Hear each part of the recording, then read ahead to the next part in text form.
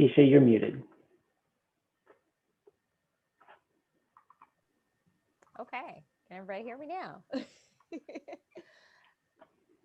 All right, let's get started. Today is February 1st. Happy Black History Month. At 6 p.m., Communications Advisory Commission. That was first item on the agenda, call to order. Next, approval of the agenda. So moved. Any second? Second. All right, all in favor of approving the agenda, say aye. Aye. Aye. All opposed, say nay. Sounds like everyone approved the agenda. Moving on, approval of minutes from last meeting. Motion to approve. Can I get a second? Second. All right, all in favor of approving the minutes from last meeting, say aye. Aye. Aye. All opposed, say nay. Minutes approved. Next item on the agenda, public comment. Any public comment? We don't have any awards to give away tonight, so no, we don't I have am- any public comment. Very happy about that. All right, next item, staff report. Okay, in your packet, you have the report from the last from the month of January for council.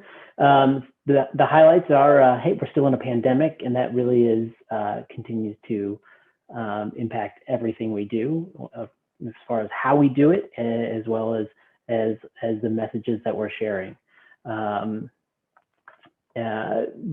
This continuing this week and starting at the very end of last week is Beat the Bitter. We are having a winter festival. We went into it thinking very carefully about how can we do this in the midst of a pandemic. We also really wanted to make sure, sort of a basic organizing principle, what can we do that people can count on? We wanted to make sure that after a year of not being able, feeling like we couldn't count on anything, to do stuff that we could. And I think I think with Jillian's work and that thinking that we did that. Still ongoing this week. We did have obviously a storm over the weekend. Still did all of the things, fireworks on Sunday, ice sculptures starting Saturday morning. We've had folks do the 5K-ish obstacle run. That's all sort of on your own in partnership with We Run. We had a concert on Saturday night. So all of those things are happening. Jillian was out at the park last night with the fireworks, and we were talking this morning. Just we thought we had actually a larger contingent out for as an audience for the fireworks last night. Folks seemed really thankful that they had something to do. So that was exciting. And we'll continue to think about what are the lessons that we learned right this year in the midst of a pandemic, and how do we carry those things forward.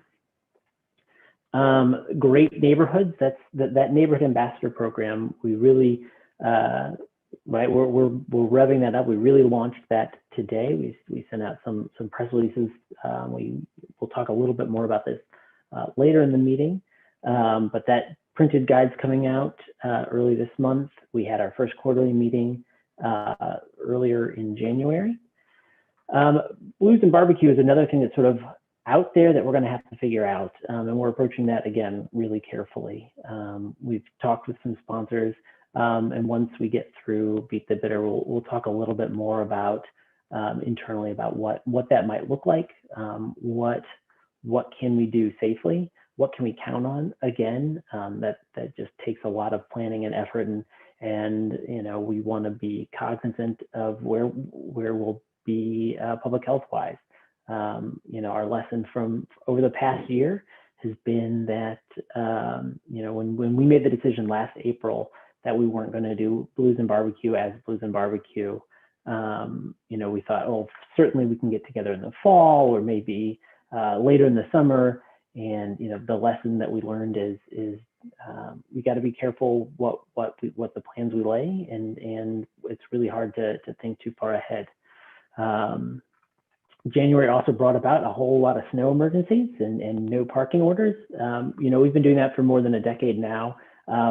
We get similar feedback every time, and we do try to adjust how we do that. We want people to know that that those parking prohibitions are coming. Because our goal isn't to give out tickets. Our goal is to help people get their cars off the street so our plows can do their job quickly and efficiently. So when we get some folks who don't know, we always try to figure out a better way to do that, to let them know what we're doing. Nobody likes it, and we're all tired of snow, and I think we're even more tired of snow this year than we have been in years past, but I think all things considered, that went really well. I'm happy to take any questions that you folks might have about the report. I will say, I think your notifications in regards to inclement weather have been great. One thing that I learned that I didn't know was an option was designated parking for those cars that, it was like, I ain't got a place to go. Like, I did not know that before. So I definitely appreciate just new information that came in. I was like, hey, this is an option. And even that's something that we're continuing to tweak and figuring out how. One of the pieces of feedback we got during one of the storms was some of those designated areas, our Parks Department doesn't come out and clear right away.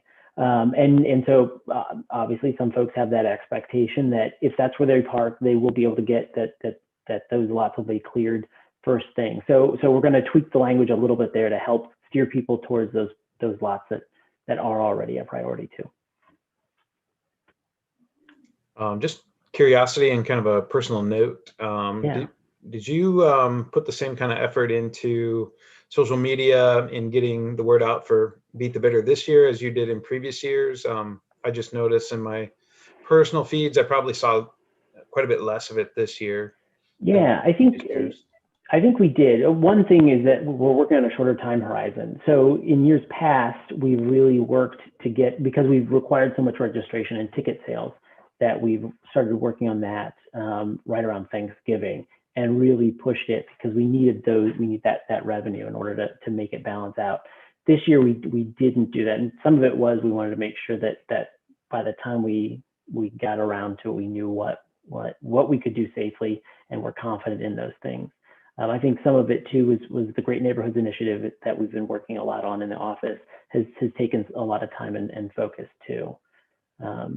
But so I would say that our time horizon's been a little bit shorter. I don't think we've spent as much on marketing as well. And some of those tools that we usually have, for example, like the community center activity guide, we just haven't had this year because again, some of that we need that flexibility. And it's really hard for us to set some of those things too far in advance.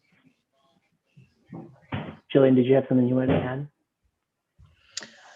I would just echo the marketing dollars. We didn't request much money from sponsors, and the money that we did take, we still were going into a little bit of our nest egg of Beat the Bitter funds over the years to putting this year on, even with those sponsorship dollars. So, we didn't have the activity guide for the winter. We didn't have a billboard. We didn't have, usually we'd spend a lot more on social media ads. We spent a little for the fireworks.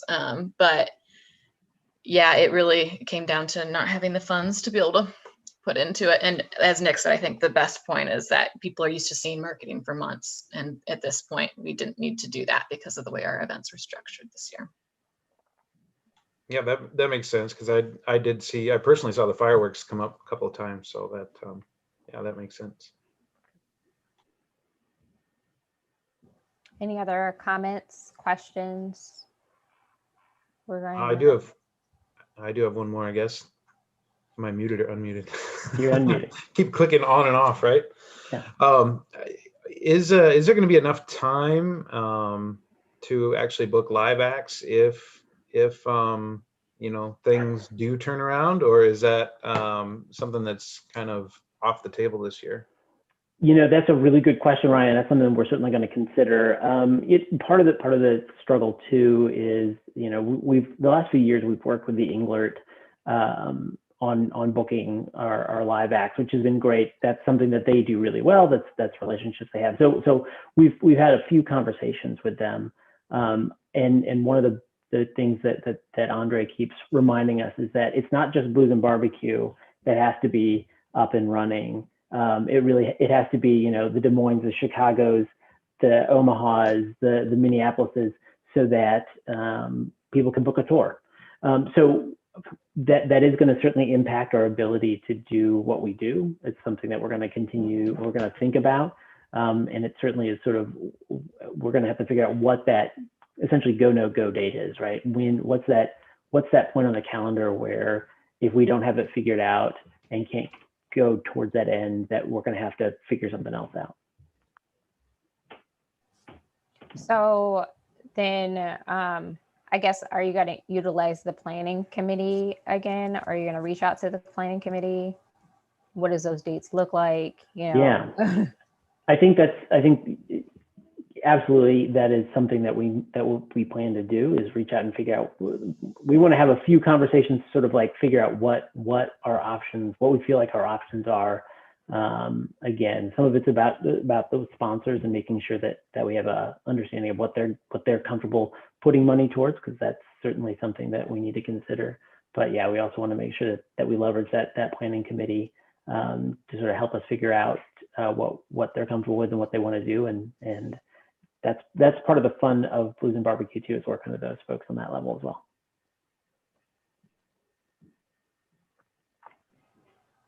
Any other comments, questions? All right, moving on to the next agenda item, the Great Neighborhood and Neighbor and Neighborhood Ambassador. Great. So in your packet is the draft there of the guide that will be going out. One of the things that we did, and Jillian can give a little bit more of an overview of sort of where we're at, and maybe that would be a better place for us to start, Jillian, if you'd be willing. Yeah, what's happened in the past month for the ambassador program is we had our first quarterly meeting with our ambassadors via Zoom. You all joined that kickoff Zoom in early December. We are having quarterly, of course, 4 meetings a year with the ambassadors and whatever pop-up meetings might happen in between then. But we had that on January 21st. That went really well. 99% attendance, and it was an hour and a half long. We dove into reviewing an overview of an ambassador kind of reference guide we had kind of created for just as a starting point for the role, so that they have somewhere to look to kind of provide an overview of tasks, but very much laid out in this is an autonomous role. We want you to be able to act independently. We want you to be able to be creative within your neighborhood. So it's not a handbook that's super strict or anything.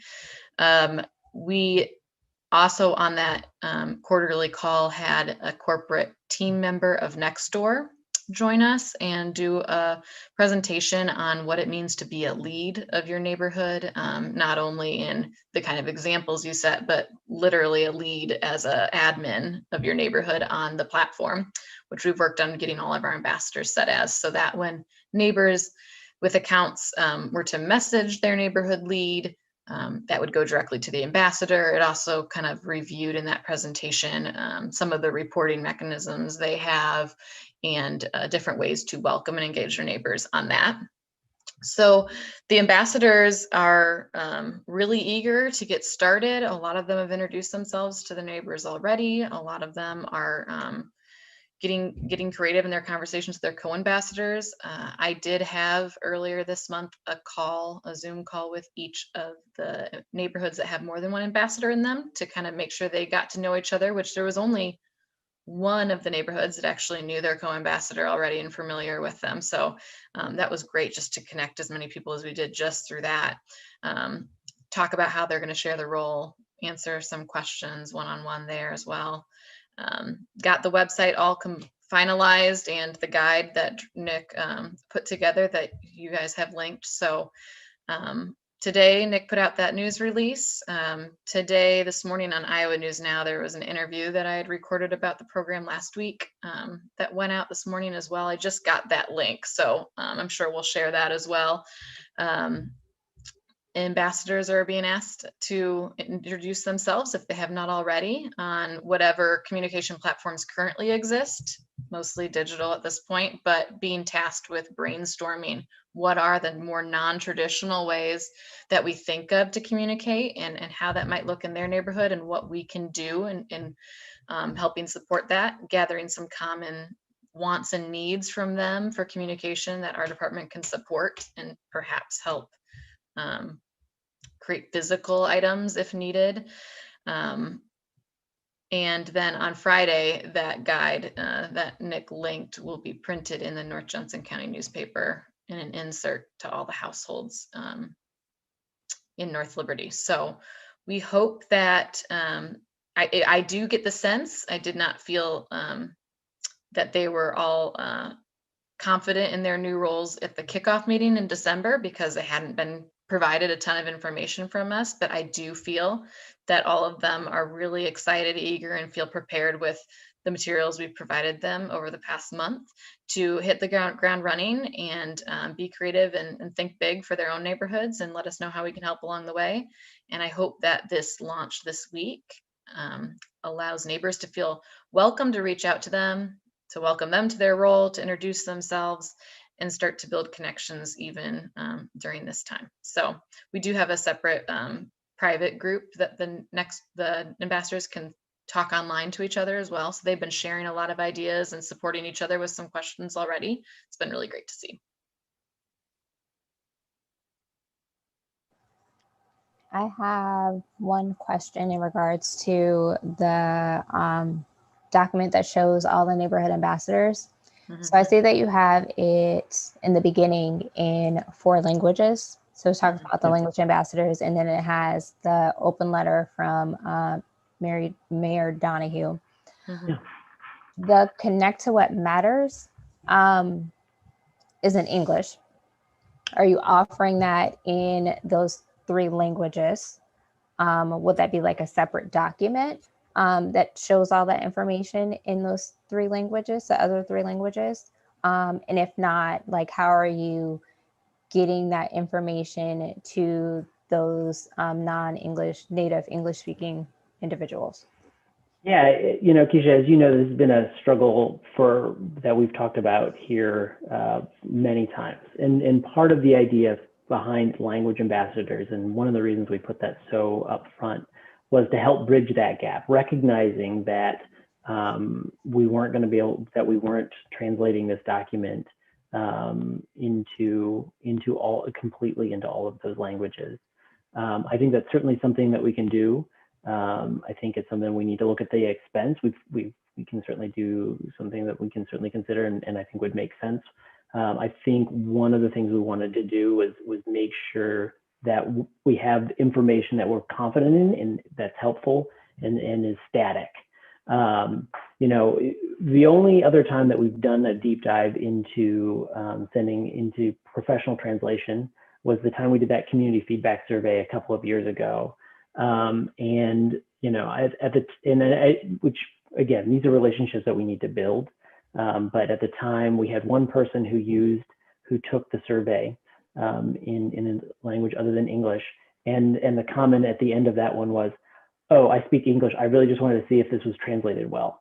And that's not to say it's not worth it, because I think we need to continue to do that. Again, it's about building that trust and that relationship. But I think we want to make sure that we've got a solid foundation of static stuff, because the fact is I only speak English. And so we don't currently have a plan to do that. I think it's certainly something that we should consider. And I think it's something that I want to make sure that we have a document that we're happy with, so that it has a long shelf life, I think is where I'm going. So the only reason I mentioned that is because you have the language, the different languages in the beginning. So you set the individual up as if majority of the document is going to be in different languages. And then you kind of drop that ball, especially on information that's like key, like events, connecting.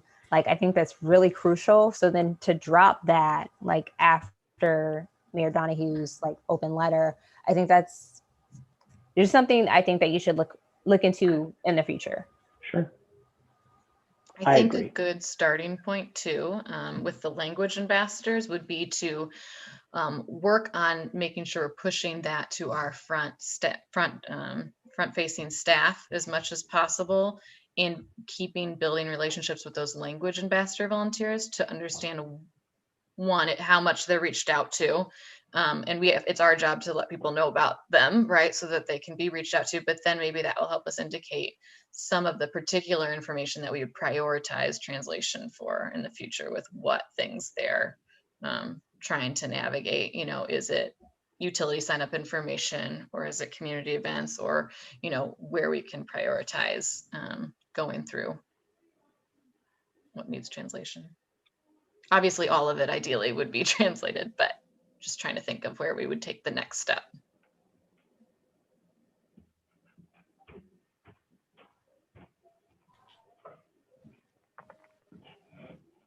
You're muted. I see. Okay. I have one more thing. So I just stumbled across, you know how much I talk about Welcoming Week, but I just stumbled across a website that is specifically towards the Iowa City area it's called Welcoming IC Area. Yep. And how that has not been updated in quite some time.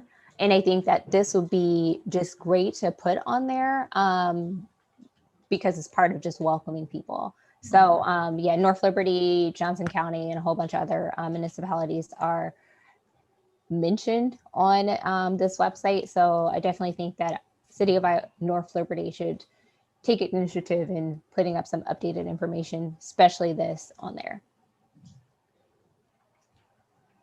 We will look into it. I know we linked to it from our new residents page, and when it was brand new, I know that link still exists. But I will I'll circle back and check in with what's there and what we can update. Right now, it's literally like a link to City of North Liberty website, and it's pretty minimal. That's all I'll say. All right. Any other comments, questions, feedback? I'll just mention for the neighborhood ambassadors one last thing. We do have still some vacancies. We'll keep that updated on the kind of roster page where the map is on the Great Neighborhoods page on our website. So as commissioners, if you could always keep an open ear out for people that are looking to get involved. We certainly are going to accept applications from folks for all neighborhoods at any time.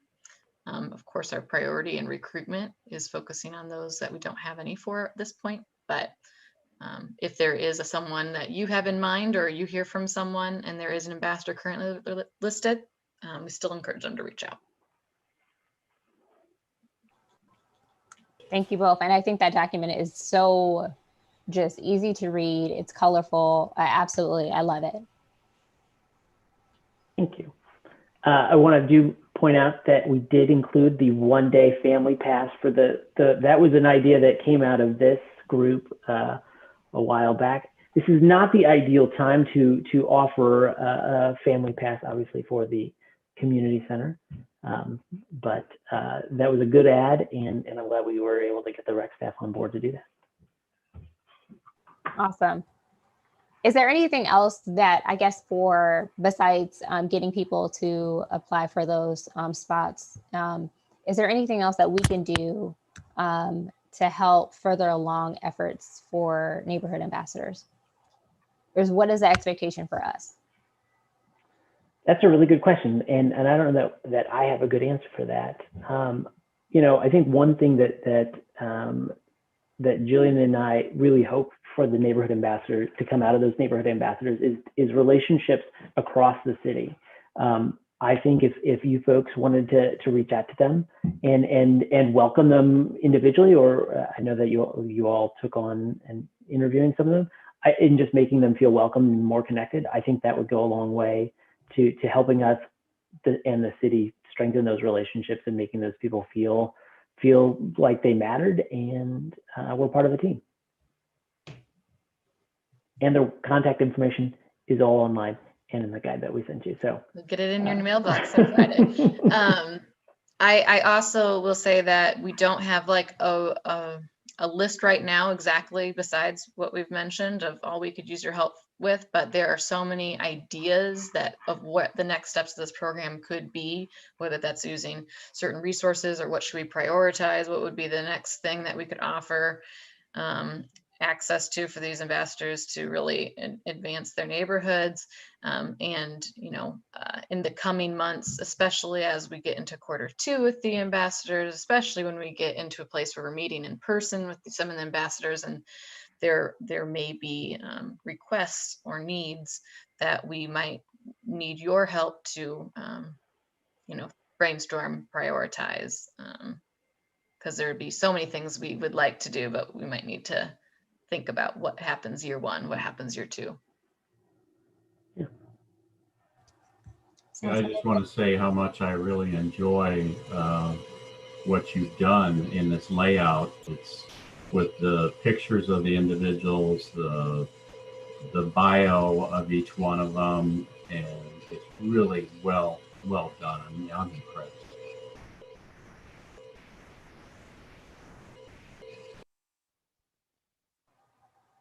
All right. Anything else before we move on to the next agenda item? All right, then old business. Any old business anyone wants to talk about? Any new business? I suppose I should just mention, so we're in the middle of working through budgets. We did ask for a new position to start at the end of this year. That would be, the title is a little TBD, but doing programming, focus on the community center, doing programming and communication out of the community center, particularly geared towards underserved populations, helping model and implement some equity policy there at the community center. We're excited. We were still working up a full job description, but we're pretty excited about that possibility at the end of this year, and really being able to work with folks, seniors and teens, and help make that community center the most inclusive place it can possibly be. Awesome. Okay. Adjournment. Motion to adjourn. Second. Second. All right. All in favor of closing out on this meeting, say aye. Aye. All opposed, say nay. I wonder if we'll ever get a nay. Meeting adjourned. Thank you.